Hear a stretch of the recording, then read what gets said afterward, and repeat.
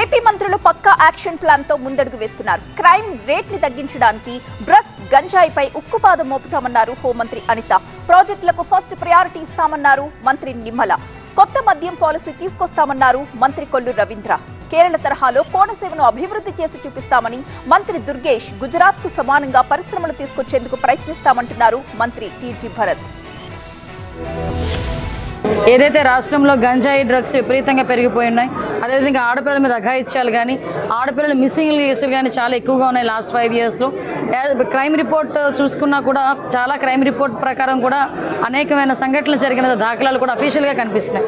వీటన్నిటినీ కూడా ఓవర్కమ్ చేయడమే కాకుండా ఈ రాష్ట్రంలో ఉన్న మహిళలకే కాదు సామాన్య ప్రజలకి కూడా వాళ్ళ తాలూకా భద్రత, వాళ్ళ ఆస్తుల తాలూకా భద్రత అన్నీ కూడా మేము చూసుకోవాల్సిన అవసరం ఉంది. కాబట్టి దీని మీద పోలీస్ డిపార్ట్మెంట్ వాళ్ళతో మేమందరం కూడా మాట్లాడుకొని తగిన నిర్ణయాలు తీసుకొని యాజ్ ఎర్లీ యాజ్ పాసిబుల్ ప్రజలందరికీ ముందుకు తీసుకొస్తాం.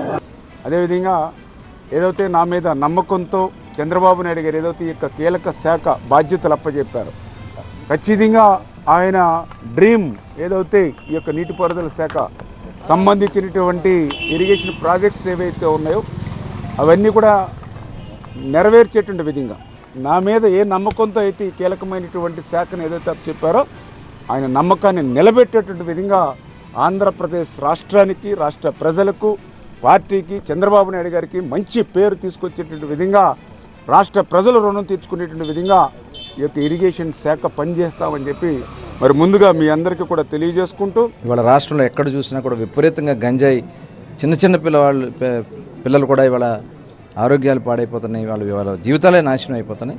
కాబట్టి ఇవన్నీ కూడా మనం పరిష్కరించుకోవాల్సినటువంటి అంశాలు.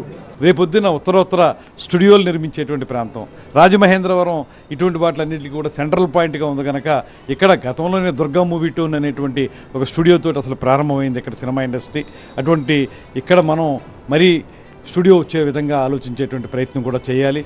ఇప్పుడు గవర్నమెంట్లో నేను ఉన్నప్పుడు అవి ఎట్లా తీరుస్తే హ్యాపీ అవుతారు అనేది నాకు తెలుసు. కాబట్టి సొల్యూషన్స్ తొందరగా తెచ్చి మనము కాన్ఫిడెన్స్ బిల్డ్ చేయగలిగినాము అంటే ఖచ్చితంగా ఇండస్ట్రీసు మనకు వచ్చేదానికి పెద్దగా అవకాశం ఉంటుంది.